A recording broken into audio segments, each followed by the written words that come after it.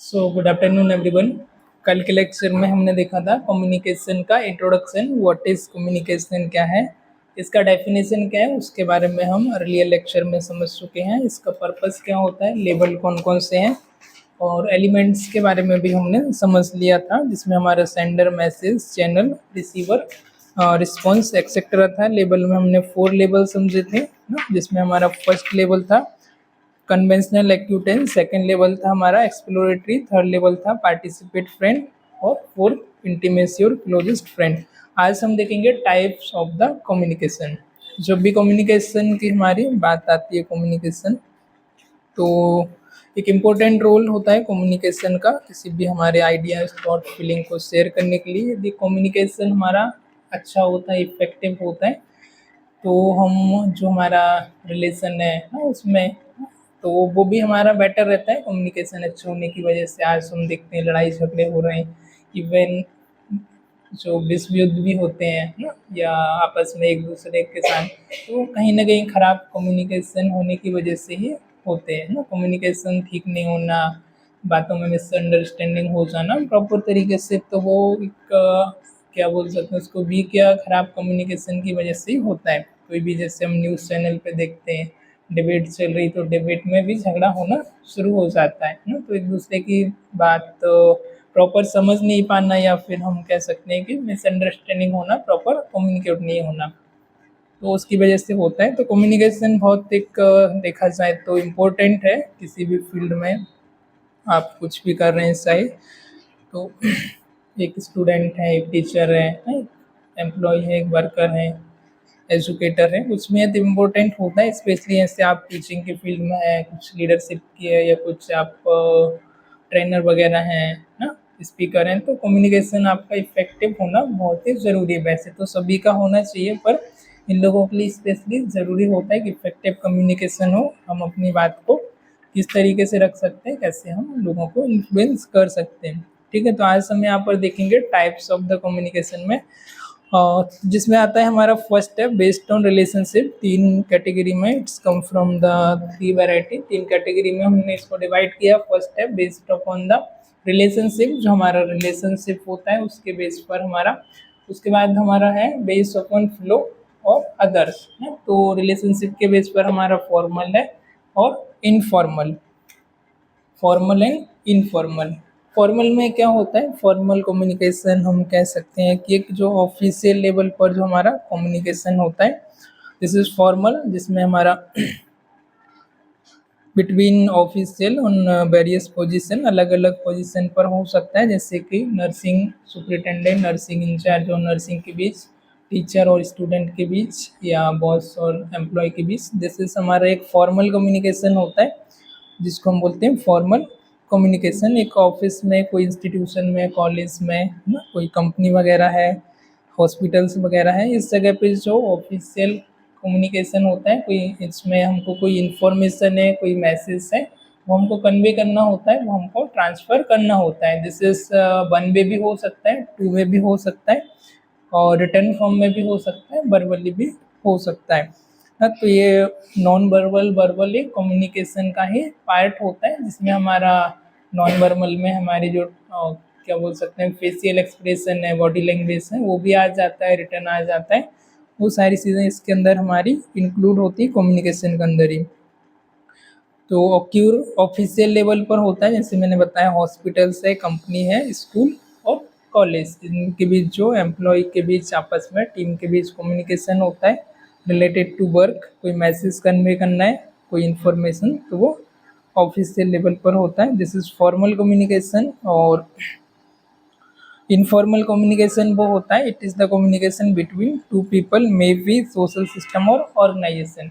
2 लोगों के बीच या 2 से ज़्यादा भी हो सकते हैं, उनके बीच जो आपस में कम्युनिकेशन हो रहा है, नॉर्मल गपशप करना ना, अपनी बातें शेयर करना, पर्सनल, तो ये सारा आ जाता है। किसी की चुगली करना, बैक बाइटिंग बोलते हैं जो, तो ये सारा आ जाता है हमारा इनफॉर्मल कम्युनिकेशन में। तो इनफॉर्मल कम्युनिकेशन हमारा ऑफिस ऑर्गेनाइजेशन सिस्टम पर भी हो सकता है ना, जैसे कोई ऑर्गेनाइजेशन है और आपस में ही जो टीममेट हैं वो बात कर रहे हैं कुछ पर्सनल चीज़ों को लेकर, तो वो इनफॉर्मल है, पर उसी की जगह वो किसी पार्टिकुलर इंफॉर्मेशन है या टॉपिक है या वर्किंग रिलेटेड डिस्कस कर रहे हैं, बात कर रहे हैं, तो this is formal communication.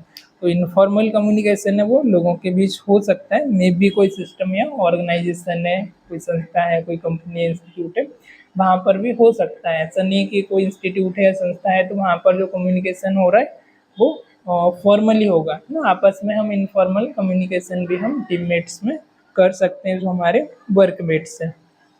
Informal communication में क्या होता है, interaction between two close friend. जो क्लोज फ्रेंड होते हैं आपस में हम जनरली बातचीत करते रहते हैं, क्या खाया, क्या पिया, क्या हो रहा है, एक्सेट्रा ना। This is the very informal talk with people, जो कि वेरी इनफॉर्मल टॉक होती है, किसी प्रकार का इसमें फॉर्मल नहीं होता है। एग्जाम्पल गॉसिपिंग हो गया, बैकबाइटिंग हो गया। बैकबाइटिंग मतलब किसी के बारे में बात करना उसके पीठ पीछे, वो वहाँ पर नहीं है, उसकी चुगली करना है ना, जो भी है। तो ये आता है हमारा बैकबाइटिंग में। और गॉसिपिंग वगैरह हो गया। There is no formally delivering the message. इस टाइप का जो कम्युनिकेशन होता है इसमें किसी प्रकार का कोई फॉर्मल बातें नहीं होती, टोटली ये इनफॉर्मल होता है। आए समझ। उसके बाद है बेस्ड अपॉन फ्लो। अब ये तो हो गया हमारा रिलेशनशिप के बेस पर। हम बेस्ड अपॉन फ्लो मतलब इसमें आता है हमारा downward, upward, horizontal, one way और टू वे। डाउनवर्ड कम्युनिकेशन में आता है हमारा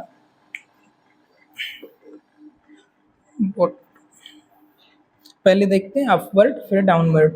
अपवर्ड कम्युनिकेशन में होता है हमारा बॉटम टू टॉप, मतलब जो नीचे लेवल पर कोई हमारे एम्प्लॉयज हैं या जो भी हमारे वर्कमेट हैं या टीचर और स्टूडेंट के बीच जो कम्युनिकेशन हो रहा है ना, या फिर बॉस और एम्प्लॉय के बीच या मैनेजर और एम्प्लॉय के बीच। तो दिस टाइप का जो कम्युनिकेशन आता है यदि स्टूडेंट टीचर से कम्युनिकेट कर रहे हैं तो ये हो गया हमारा अपवर्ड कम्युनिकेशन। या कोई एम्प्लॉय बॉस से जा करके छुट्टी के बारे में बात कर रहा है, या कोई वर्क से रिलेटेड बात कर रहा है, या मैनेजर के साथ कोई वर्क से रिलेटेड डिस्कस कर रहा है, तो this is upward communication. Upward मतलब कि जो हमसे लेवल में थोड़े से ऊपर है, जिनके साथ हम बात करते थे, हम रिक्वेस्ट, रिस्पेक्ट एंड रिगार्ड के साथ वो हमारी बात होती है, उनको हमको रखना होता है। तो ये आता है हमारा अपवर्ड कम्युनिकेशन में। इट कैन बी वर्बल और रिटर्न फॉर्म, है ना। वर्बल भी हो सकता है, रिटर्न भी हो सकता है। समटाइम हमको कोई छुट्टी चाहिए या कोई इन्फॉर्मेशन कन्वे करना है, हम रिटर्न फॉर्म में भी देते हैं ना। तो वर्बल भी हो सकता है, रिटर्न फॉर्म में भी हो सकता है, जैसे लीव एप्लीकेशन एक्सेट्रा हो गया। नर्सिंग सुपरिटेंडेंट और नर्स के बीच में डिस्कशन होना, इम्प्रूविंग क्वालिटी या नर्सिंग केयर से रिलेटेड जो भी है। Incidental report given by the staff nurse regarding wrong medication, या कुछ हम एपोलॉजी लेटर वगैरह सबमिट करते हैं, कुछ हमसे मिस्टेक हो गई है तो उसके रिगार्डिंग हमको कुछ एप्लीकेशन वगैरह वो सबमिट करना है, तो रिटर्न में हो सकता है। नॉन वर्बल भी हो सकता है, कभी कभी हम गलती कर देते हैं तो फिर HR या नर्सिंग सुपरिटेंडेंट है वो ऑफिस में बुला के हमको डांटते हैं ना, पूछते हैं क्या हुआ है। तो वो उनके बीच और हमारे बीच जो कम्युनिकेशन है तो हम डाउनवर्ड हैं और किसी ऊपर वाले सीनियर पर्सन से कर रहे हैं, तो वो हो जाता है अपवर्ड कम्युनिकेशन। ठीक है। Return complaint by staff nurse, director, presidents और misbehaviour of the nursing superintendent, doctor. या फिर कोई रिटर्न आपका हो सकता है जिसमें आपने किसी का मिसबिहेवियर किया है ना, नर्सिंग सुपरिटेंडेंट के साथ या कुछ मिस्टेक किया, तो उससे हम रिलेटेड जो भी रहता है एपोलॉजी लेटर वगैरह वो लिखते हैं, तो वो रिटर्न में भी हो सकता है। अगला है हमारा डाउनवर्ड कम्युनिकेशन। डाउनवर्ड में क्या होता है, अपवर्ड समझ आया, मतलब जो जूनियर है वो सीनियर के साथ सिंपल सी बात है बात कर रहा है, तो वो विथ रिस्पेक्ट एंड रिगार्ड के साथ पोलाइटली बात करता है। जैसे लीव एप्लीकेशन से रिलेटेड, हॉस्पिटल से रिलेटेड जो भी वर्क है, तो नर्सिंग इंचार्ज या नर्सिंग सुपरिटेंडेंट से बात कर रहे हैं, स्टूडेंट है वो टीचर से कोई टॉपिक के बारे में डिस्कस कर रहा है, एम्प्लॉय बॉस के साथ, तो दिस इज हो गया अपवर्ड, नीचे से ऊपर की तरफ। अब डाउनवर्ड में ऊपर से नीचे की तरफ, जस्ट इसके opposite, right? Downward communication, it is the communication which occur from the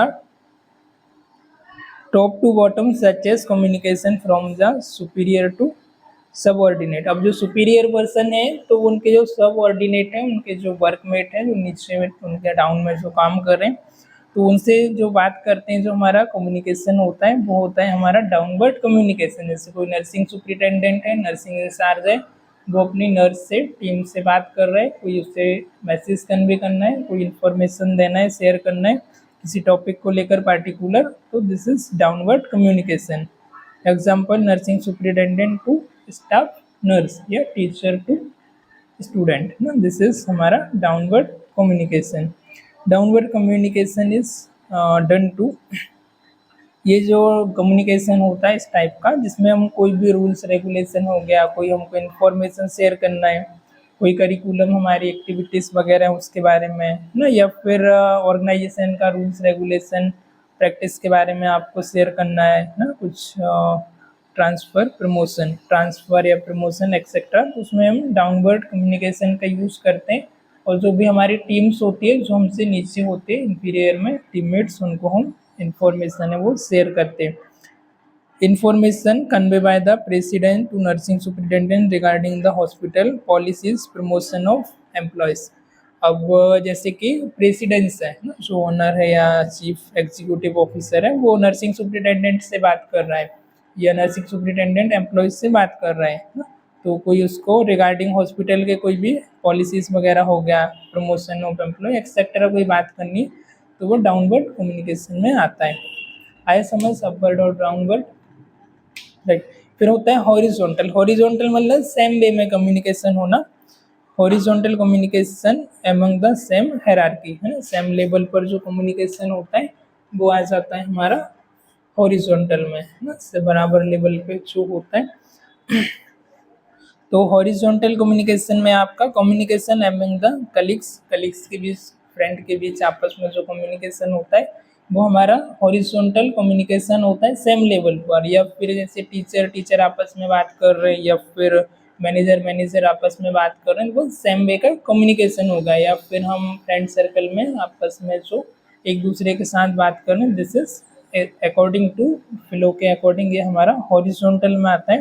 communication among the lecturer हैं वो आपस में बात कर रहे हैं, this is horizontal communication. Communication among staff nurse आपस में बात कर रहे हैं, वो हो गया आपका हॉरिजॉन्टल। एमंग क्लिनिकल इंस्ट्रक्टर, ठीक है। कलीग्स आपस में बात कर रहे हैं, लेक्चरर हैं तो वो आपस में बात कर रहे हैं, दिस इज सेम वे का जो कम्युनिकेशन है, सेम लेवल पर जो होता है वो होता है हॉरिजॉन्टल कम्युनिकेशन, ना कि अपवर्ड ना कि डाउनवर्ड। अब वो अनदर इसमें आता है हमारा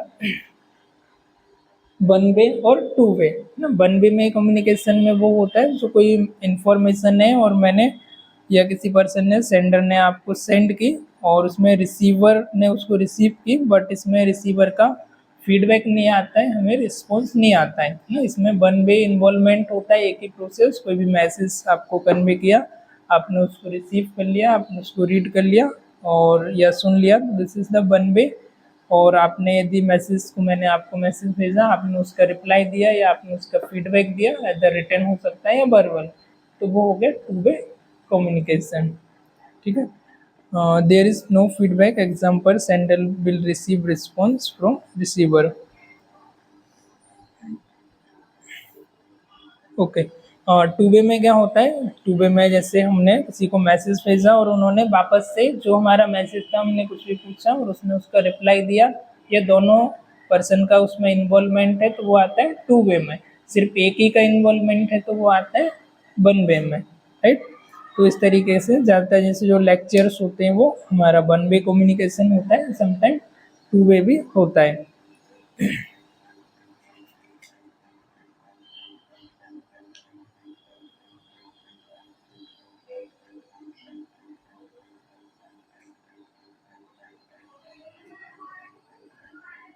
टू वे कम्युनिकेशन जो होता है वो कैसे होता है, it flow the two direction, forward and backward.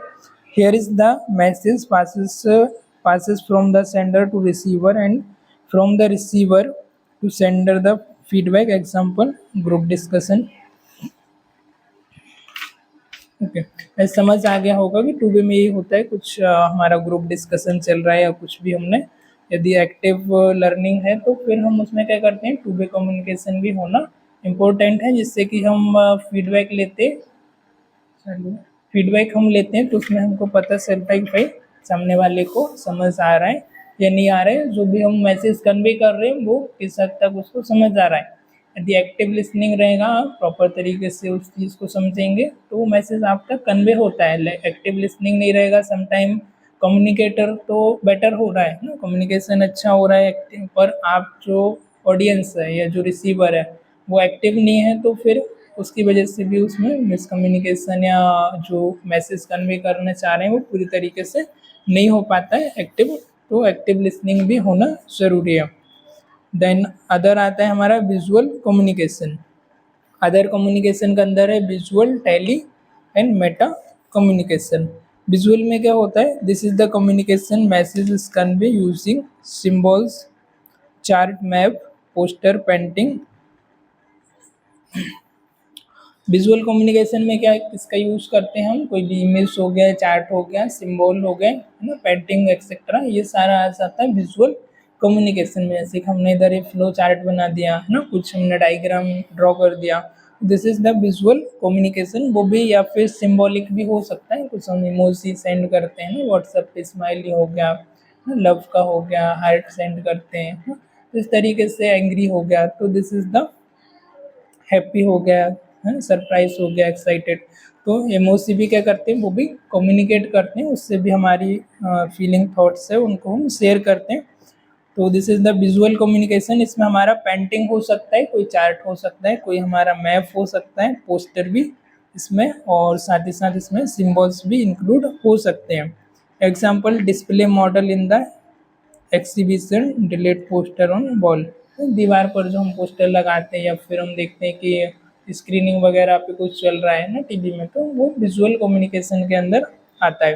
तो टेली कम्युनिकेशन में आता है हमारा, it is the process of communicating in distance place with help of the electromagnetic appliance, example television, radio, internet. Tele means कि जो हमारा inter मतलब कि जो डिस्टेंस प्लेस पर है पर्सन, और उनके साथ हमको कम्युनिकेट करना है एक जगह से दूसरी जगह तक, इवन एक स्टेट से दूसरे स्टेट तक, और एक देश से दूसरे देश में भी हम कम्युनिकेट कर सकते हैं। आज टेक्नोलॉजी इतनी आगे आ गई है कि हम 1G 2G 4G से अभी 5G पर आ गए हैं ना, तो हम इवन वीडियो कॉल्स भी कर सकते हैं, विद इन मिनट के अंदर हम कनेक्ट कर सकते हैं, कोई भी कितने भी दूरी पर क्यों ना हो। तो ये टेली कम्युनिकेशन के अंतर्गत ही आता है। टीवी हो गया, रेडियो हो गया, मोबाइल इंटरनेट हो गया ना, व्हाट्सएप, फेसबुक, इंस्टाग्राम एक्सेट्रा, जो भी हम कॉलिंग करते हैं, this is tele communication. Meta communication अगला है हमारा, communication of the deeper sense. अब ये जो कम्युनिकेशन होता है थोड़ा सा यूनिक है। इसमें क्या होता है, जैसे कि कोई हम एक स्टोरी टेलिंग कर रहे हैं और उसी के अंदर एक डीप मैसेज होता है ना, जैसे हमने 2 मिनट का एक कोई स्टोरी सुनाया और बातों ही बातों में आपको उसमें लर्निंग मिल गई ना, मोरल ऑफ द स्टोरी आपको मिल जाता है, तो उसमें एक डीप मैसेज होता है। या फिर समटाइम हम कह सकते हैं, जैसे एक लेडी है और वो अपने बच्चे की तारीफ कर रही है, तो बातचीत जनरल डिस्कशन चल रहा था, पर बातों ही बातों में वो क्या कर रही है, अपना जो लड़का है या लड़की है उसके बारे में तारीफ कर रही। तो एक बात में से क्या बोल सकते हैं, उसमें एक डीप मैसेज, एक डीप सेंस रहता है, जिसमें हम क्या करते हैं, मैसेज के अंदर ही या कन्वर्सेशन के अंदर ही हम एक मैसेज को कन्वे करना चाहते हैं ना। तो इस तरीके से ऐसे जो स्टोरीज वगैरह करते हैं, तो मोरल ऑफ द स्टोरी हमने उससे क्या सीखा, तो एक मैसेज के अंदर ही हमारा एक उसमें डीपर सेंस होता है, and it convey message with in A message. Message के अंदर ही एक हमारा उसमें मैसेज छुपा हुआ होता है। ठीक है, तो इस तरीके से जो कम्युनिकेशन है वो मेटा कम्युनिकेशन होता है। और विजुअल कम्युनिकेशन टेली, इसके अंदर अदर्स कम्युनिकेशन के अंदर आ जाता है आपका। आया इतना समझ? हम पॉज कर दो, आगे का हम लिख लेते हैं। ओके, सो आगे हम यहाँ पर देखेंगे modes of the communication. Communication के आपके कौन कौन से मोड्स होते हैं, जिसमें आपका 2 मेन इसके जो टाइप या हम मोड्स कहें तो 2 होते हैं, verbal and non verbal. Verbal means हम जो बातचीत करते हैं, जो ओरली हम बात कर रहे हैं, तो दिस इज हो गया वर्बल। नॉन वर्बल में जो हम मतलब कि जनरली हम स्पीच तो नहीं कर रहे हैं, हम टॉक तो नहीं कर रहे, पर हमारी जो बॉडी लैंग्वेज होती है, जेस्चर का मूवमेंट, पोस्चर का मूवमेंट, हमारा पर्सनालिटी जो ओवरऑल होती है, हमारा है ना, फिजिकल अपीयरेंस क्या है, ड्रेसिंग सेंस क्या है, हमारा बॉडी पोस्चर क्या है, जेस्चर क्या है, एक्सेट्रा, ये सारी चीज़ें आ जाती है। वॉइस रिलेटेड जो हमारा बिहेवियर होता है, फेशियल एक्सप्रेशन, वो सारे नॉन वर्बल के अंदर आ जाते हैं। वर्बल के अंदर भी जो हम बात कर रहे हैं उसमें भी हमारा कुछ सब पॉइंट है, उनके बारे में देखेंगे हम, जैसे वोकेबुलरी है, पेसिंग है, डिनोटेटिव एंड कैनोटेटिव्स है, simplicity, clarity, timing, relevance, adaptability, creativity and humour. ठीक है, तो फर्स्ट हम देखेंगे वोकेबुलरी।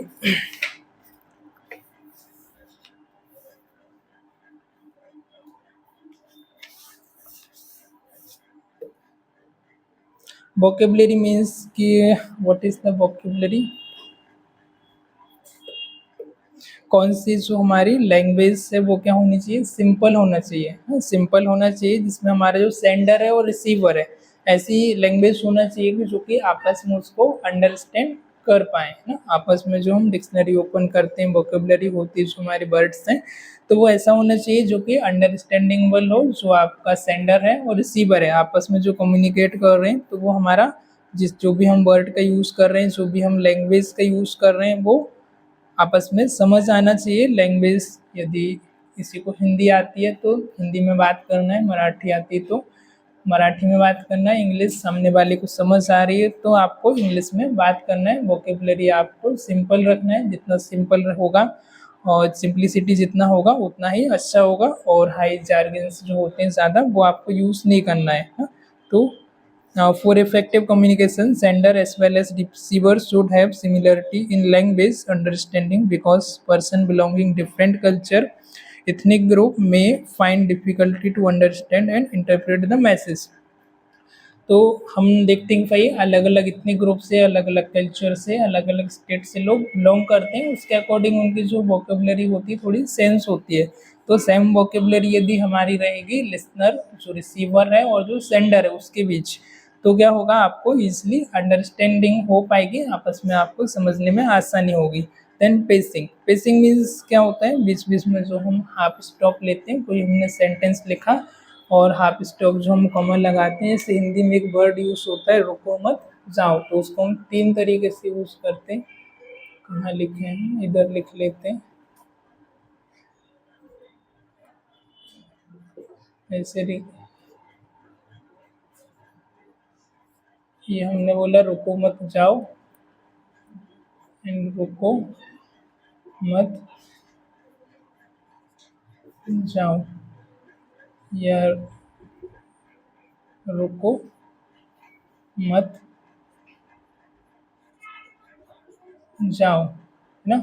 तो यहाँ पर जो पहला सेंटेंस है रुको मत जाओ, इसका कोई अर्थ या कोई सेंस नहीं हो रहा, क्योंकि इसमें ना हाफ स्टॉप हमने यूज़ किया ना फुल स्टॉप। सेकंड वाले में क्या बोल रहा है, रुको, फिर थोड़ा सा हम यहाँ पर रुक गए, उसने ही बोला रुको, रुको मत जाओ, मतलब यहाँ पर रुकने के लिए उसको बोला जा रहा है, जो भी सामने वाला पर्सन है, कि भाई आपको रुकना है, आपको जाना नहीं है, रुको मत जाओ ना। अब इसमें क्या बोल रहा है, रुको मत, मतलब तुमको रुकना नहीं है, जाओ, है ना, आप जा सकते हैं, रुको मत जाओ। तो सही समय पर सही पॉज लेना बीच बीच में, वो अंडरस्टैंडिंग के लिए। ऐसा नहीं है कि कंटिन्यूस हम बोले जा रहे हैं, बोले जा रहे हैं, बड़बड़ा रहे हैं, सामने वाले को समझ ही नहीं आ रहा, या फिर बहुत ज़्यादा देर तक पॉज ले लिया। तो बीच बीच में एक इफेक्टिव क्या बोल सकते हैं, वर्ड के बाद या टॉपिक के बाद थोड़ा सा हमको रिस्पॉन्स के लिए, जैसे ऑडियंस हैं या फिर स्टूडेंट हैं, तो उन रिस्पॉन्स के लिए थोड़ा सा पॉज भी लेना ज़रूरी है, जिससे कि हमको अंडरस्टैंडिंग समझ आ जाता है ना। तो पेसिंग का ये यूज़ होता है कि सही जगह पर हमारा क्लियर जो हम स्पीक है हमारा वो भी इफेक्टिव होना चाहिए, और जो भी हम वर्ड बोल रहे हैं वो भी क्लियर होना चाहिए, थोड़ा सा लाउडली होना चाहिए। लाउडली मतलब इतना ज़्यादा भी नहीं, पब्लिक के अकॉर्डिंग। यदि क्लासरूम ये फुल रहेगा तो थोड़ा सा हमको और तेज़ बोलना पड़ेगा, ज़्यादा और ऑडियंस होगी, एक बच्चे को पढ़ा रहे सामने बैठा, तो थोड़ा सा हम धीरे भी बोलेंगे तो चलेगा। तो उसके अकॉर्डिंग हम उसे कर सकते हैं। आवाज़ हमारी ज़्यादा नहीं है लाउडली, हम माइक स्पीकर का भी उसमें यूज़ कर सकते हैं। तो वो हमारा क्लियर वे में होना चाहिए। सही जगह पर हमको पॉज लेना, हाफ या फुल स्टॉप जो भी हमारे यूज़ होते हैं उनको यूज़ करना भी इसमें इम्पोर्टेंस होता है। So this is pacing. उसका डेनोटेटिव एंड कैनोटेटिव। डेनोटेटिव में होता है जैसे कि हम कॉमन लैंग्वेज है, कॉमन वोकैबुलरी है जो हम शेयर कर रहे हैं, तो अंडरस्टैंडिंग करने में ईजी होता है, मतलब वर्ड टू वर्ड जो हमारा कन्वर्सेशन हो रहा है वो होता है। दूसरा डेनोटेटिव में वो आता है, जैसे मैंने आपको बोला एप्पल, राइट। तो आपने एप्पल का स्पेलिंग मैंने लिखा, तो ये क्या हो गया हमारा वर्ड टू वर्ड कन्वर्सेशन हुआ या कम्युनिकेशन हुआ। तो ये आता है हमारा डेनोटेटिव में ना, मतलब वो किसको डिनोट कर रहा है। कैनोटेटिव में जैसे मैंने आपको बोला एप्पल, और आपके माइंड ने उसका इमेजिन उसको विजुलाइज किया कि एप्पल कैसा होता है, रेड कलर का होता है। तो जनरली जो उस चीज़ों को हम विजुलाइज करता है, माइंड उनकी इमेज बना लेता है, वो चीज़ें हमको जल्दी से अंडरस्टैंडिंग होती है।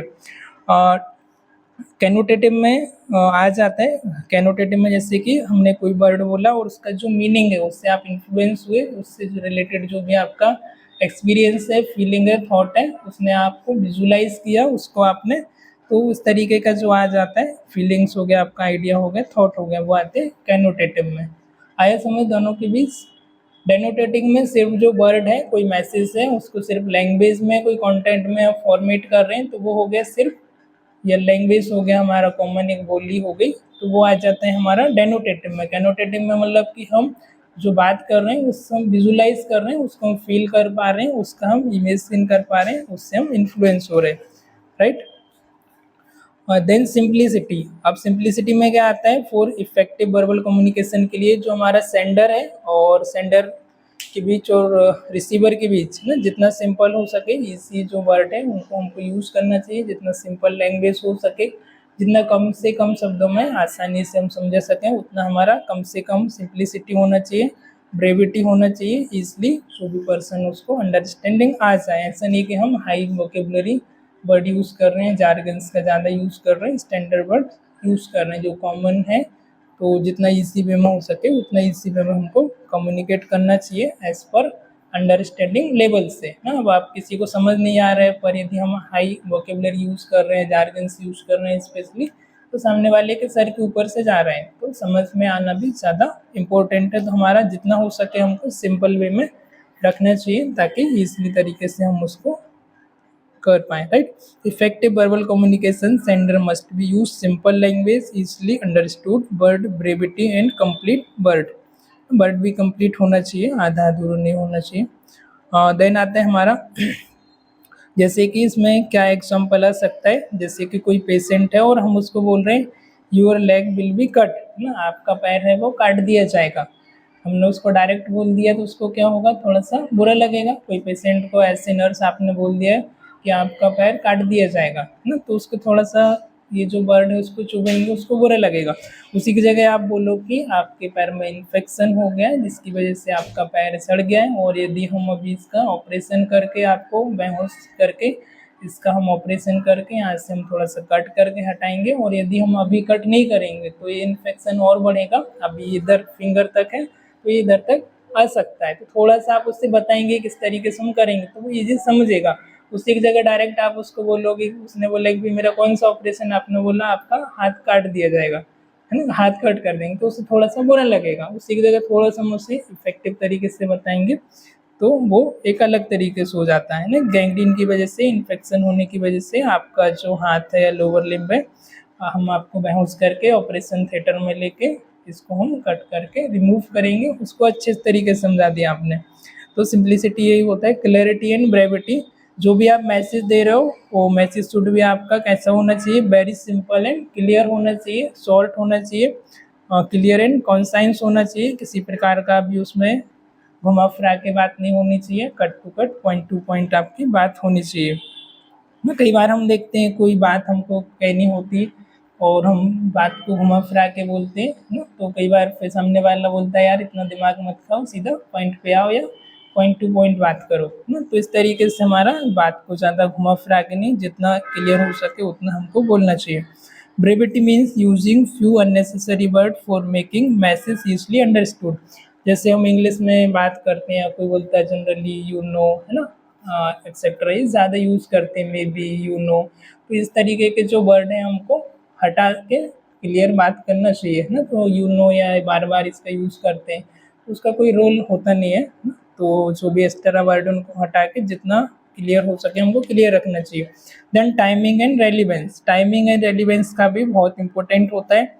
लैंग्वेजेस में आपकी सिंपल तो होनी चाहिए, साथ ही साथ में क्या होना चाहिए, लेस टाइम। यदि आप एक्स्ट्रा जो वर्ड है उसको आप फटा के पॉइंट टू पॉइंट बात करेंगे तो क्या होगा, टाइमिंग भी आपका, जैसे आपको 1 आवर या 45 मिनट दिया है, या 5 या 10 मिनट दिए तो उस समय में अपने को आपको अपनी बात ख़त्म करनी होती है ना। हो सके तो उससे 1-2 मिनट पहले ही कर लो, पर ज़्यादा नहीं जाना चाहिए। तो हमको उतने समय में वो टॉपिक को कवर करना होता है, तो हमारा टाइमिंग एंड रेलिवेंस भी उसमें इम्पोर्टेंट होता है।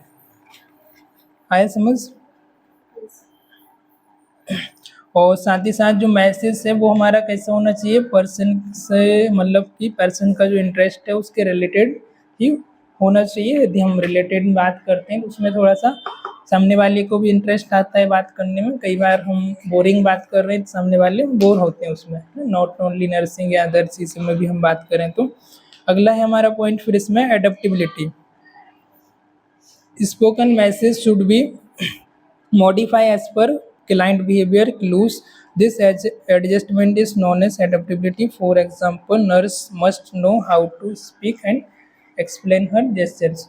अब एडेप्टिबिलिटी मीन्स जो हमारा पर्सन है या जिस व्यक्ति से भी हम बात कर रहे हैं या जिस भी पेशेंट से बात कर रहे हैं तो उसकी अंडरस्टैंडिंग लेवल के अकॉर्डिंग हमको एडेप्टिबिलिटी करना चाहिए। ऐसा नहीं कि हम मतलब पढ़े लिखे हैं या फिर हम डॉक्टर्स हैं तो हम इंग्लिश में ही बात करेंगे, भले पेशेंट को समझ नहीं आ रहा है या हम उसको गांव की लैंग्वेज आ रही है वो लैंग्वेज में समझ रहा है तो उसको वो लैंग्वेज में समझाना पड़ेगा उसकी समझ के अकॉर्डिंग। छोटा बच्चा है तो आप उससे प्रोफेशनल वे में, फॉर्मल वे में टॉक नहीं कर सकते हो, आपको भी उसके साथ बच्चे बन के बात करनी पड़ेगी। तो इस तरीके से एडेप्टिबिलिटी भी होना चाहिए एज पर अंडरस्टैंडिंग लेवल के according.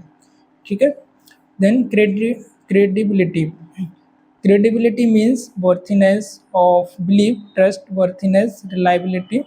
Nurse foster credibility by being consistent, dependable and honest.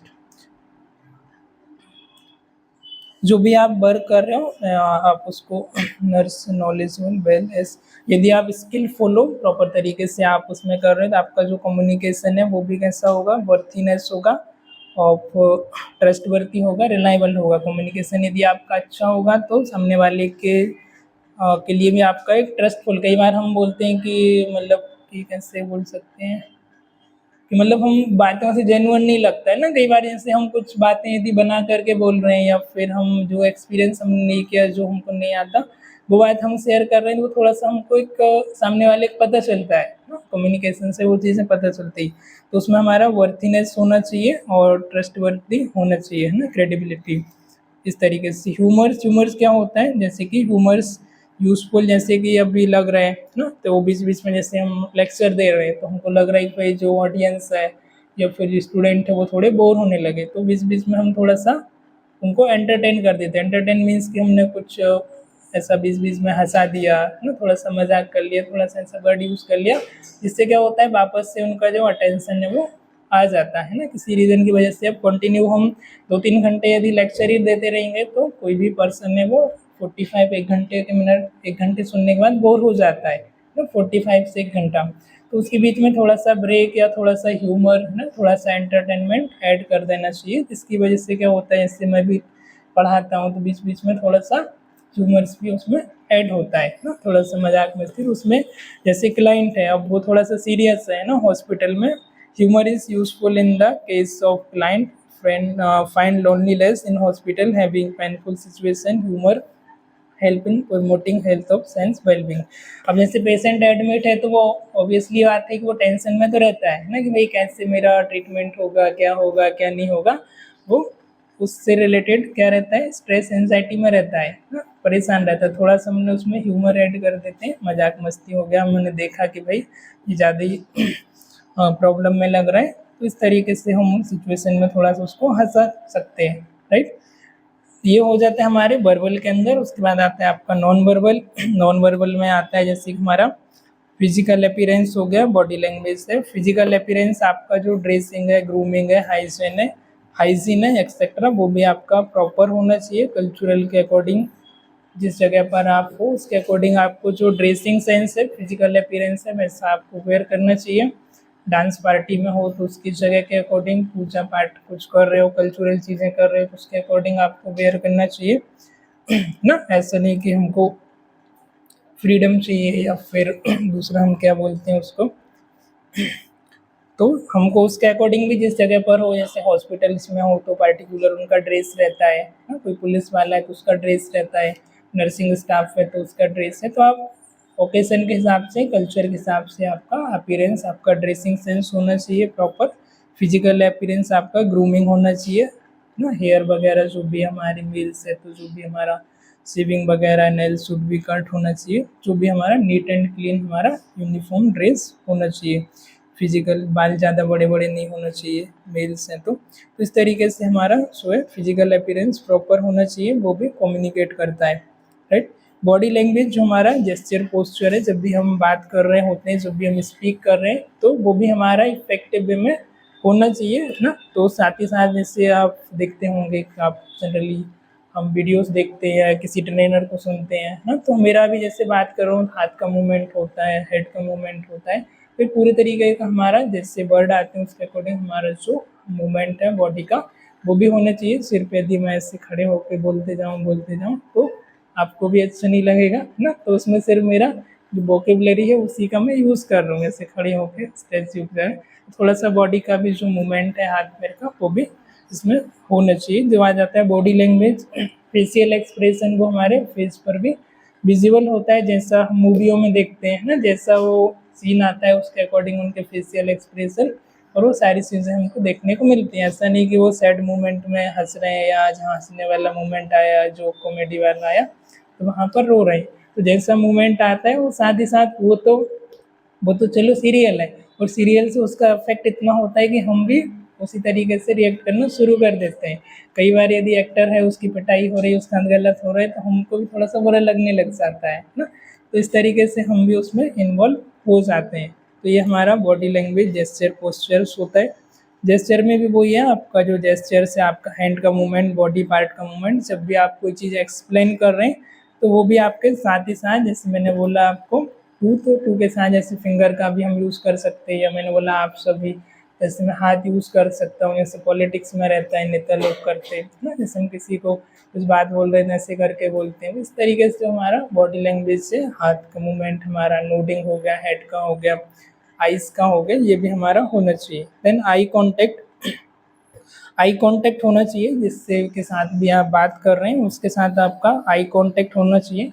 ज़्यादा भी नहीं घूरना है, स्पेशली यदि डिफरेंट जेंडर है तो ना, लड़का है तो लड़की को ज़्यादा नहीं घूरना है। एक लिमिटेड, मतलब जब भी हम कन्वर्सेशन कर रहे हैं उसमें थोड़ा सा आई कांटेक्ट रहता है, तो उससे हमारा कॉन्फिडेंस और रिलायबिलिटी उसमें शो होती है। सामने वाला झूठ तो नहीं बोल रहा है, इसका कॉन्फिडेंस लेवल कितना है। जैसे कभी कभी हम कुछ झूठ बोल रहे होते हैं, या फिर हम जो क्रिमिनल्स रहते हैं उससे हम कुछ गवाह लेते हैं ना, तो बार बार आंखें नजरें नहीं मिलाते, आई कांटेक्ट हमारा नहीं रखते हैं। तो आई कांटेक्ट भी आपका होना चाहिए, जिससे आपका कॉन्फिडेंस है वो उसमें दिखता है हमारा। और हमारा और ये भी पता चलता है कि सामने वाला कितना आपकी बातों को सुन रहा है, कितना नहीं सुन रहा है, कितना वो इंटरेस्ट ले रहा है या नहीं ले रहा। सामने वाला, कई बार हम कोई बातें कर रहे हैं और हम अपना मोबाइल चला रहे हैं, वो उधर से वो ले जा रहा है ना, या हम इधर उधर देख रहे हैं। तो ऐसा नहीं होना चाहिए। जब भी हम बात कर रहे हैं सामने वाले को, उसमें हमारा कितना इंटरेस्ट है, कितना हम उसमें इन्वॉल्व हो रहे हैं, वो भी उसमें दिखता है हमारा, राइट। तो observable autonomic physiological response such as increase respiration, sweating, pupils dilation, blushing, paleness, और also reflect client's mental as well as physical health status। इसमें क्या होता है ऑब्जर्वेबल ऑटोनॉमिक रिस्पॉन्स में, जैसे कि कोई जैसे हम स्पीच देने के लिए फर्स्ट टाइम जा रहे हैं ना, हम स्टेज पर गए, वहाँ पर हम देखते हैं कि हमारे हाथ पैर कांपने लगते हैं, हमको स्वेटिंग हो जाती है, हार्ट बीट बढ़ जाती है, रेस्पिरेशन रेट हमारा बढ़ जाता है। तो ये जो है हमारे प्यूपिल्स डायलेट हो जाते हैं, एकदम से हम चौंक जाते हैं, डर जाते हैं। तो ये क्या होता है, ये ऑब्जर्वेबल फिजियोलॉजिकल मूवमेंट होता है, जो साइकोलॉजिकल भी फिजियोलॉजिकल भी हमारी बॉडी पर वो एक्सप्रेशन है हमको देखने को मिल जाती है, जिससे हमें पता चल जाता है सामने वाला कॉन्फिडेंस है या डरा हुआ है, या उसको फोबिया है या फेयर है उस चीज़ से रिलेटेड, राइट। तो ये भी हमारा प्रॉपर तरीके से होना चाहिए, ये भी कहीं ना कहीं कम्युनिकेट करता है। Then voice related behaviour, voice related behaviour में जो हमारी वॉइस टोन होती है ना, जैसे कि वॉइस यदि हैप्पी है तो थोड़ा सा वॉइस टोन है वो हमारा अच्छा रहेगा ना, वॉइस टोन हैप्पी है। पिच लेवल, पिच हमारा हाई पिच है, एग्रेसिव है, हाइपर एक्टिव है ना, हाइपर एक्टिविटी है। इंटेंसिटी ऑफ वॉइस, तो वॉइस का इंटेंसिटी है हाई इन पेन, है ना। कई बार हम देखते हैं कि किसी आवाज़ में हमको कहते हैं यार इसकी आवाज़ में मुझे दर्द महसूस हो रहा है ना, कोई कुछ बोल रहा है तो, है ना। ये किसी का आवाज़ में उसका अच्छा लग रहा है, उसका हैप्पी आवाज़ आ रहा है। जो आपका वॉइस टोन है ना, वॉइस टोन अलग होता है, आप किस टोन में बात कर रहे हैं ना। कई बार हम गुस्से में होते हैं तो हमारा टोन अलग होता है, कई बार हैप्पी होते हैं तो अलग होता है ना। तो टोन आपका जो पिच है, पिच मतलब जो लाउड आवाज़ आ रही वो ज़्यादा तेज़ से फिर धीमा है, तो दिस इज पिच होता है। जैसे मैंने बोला कि भाई मुझे 10-20 लोग और मुझे बोलना है भारत माता की जय, तो मुझे चिल्ला के बोलना पड़ेगा। मैं सिर्फ ऐसा बोलूँ भारत माता की जय तो एक अच्छा नहीं लगेगा, मुझे थोड़ा सा आवाज़ ऊंचा करना पड़ेगा, हाथ पैर में भी जोश दिखाना पड़ेगा, है ना, कि भारत माता की जय ऐसे करके बोलना पड़ेगा। मैं धीरे से बोलूँगा तो ये होता है हमारा पिच, कि लो पिच है हाई पिच है। अब एग्रेसिव है ना, ये सारा वॉइस ओवर के अंदर आता है कि एग्रेसिव है या फिर हैप्पी है, सैड है, या बातों में ही दुख हो रहा है ना। इस तरीके से हमारा ये रहता है। कई बार कोई ऐसा मोमेंट आता है जैसे जो एक्टर्स रहते हैं, वॉइस ओवर रहते हैं, फिर उनको वहाँ पर मतलब ऐसा दिखाना पड़ता है कि भाई अभी हम दुख में बात कर रहे हैं या हैप्पी है या फिर जॉयफुल है, राइट। और वैसे ही हमारा फेशियल एक्सप्रेशन भी शो होना चाहिए, जैसा हमारे टॉपिक में, जैसा स्टोरी में आ रहा है उसके अकॉर्डिंग। फेस पर हमारे यदि कोई स्माइल वाला आ रहा है तो स्माइल होना चाहिए ना हमारा। और इस तरीके से हमारा फेशियल एक्सप्रेशन भी वॉइस रिलेटेड बिहेवियर वैसा फेस पर भी होना चाहिए ना। टंग का मूवमेंट हो गया, हमारा लिप्स का हो गया, हमारे जो गाल्स होते हैं ना, ग्रीवेंस, कोई दुख में है तो थोड़ा अलग होता है, स्माइल है तो अलग होता है ना। कई बार हम देखते ज़्यादा गुस्से में रहते हैं तो इधर लाइन आना शुरू हो जाता है ना, हम गुस्सा करते हैं तो वो भी शो करता है कि सामने वाला गुस्से में है। या हैप्पी रहते हैं तो इधर गाल के अंदर क्या होता है, गड्ढा हो जाता है इधर थोड़ा सा, जब हम हंसते हैं तो इस तरीके से वो हमको पता चलता है सामने वाले का फेशियल एक्सप्रेशन से, वॉइस रिलेटेड बिहेवियर से। ठीक है, आज के लेक्चर में फ़िलहाल इतने ही, बाकी अगले लेक्चर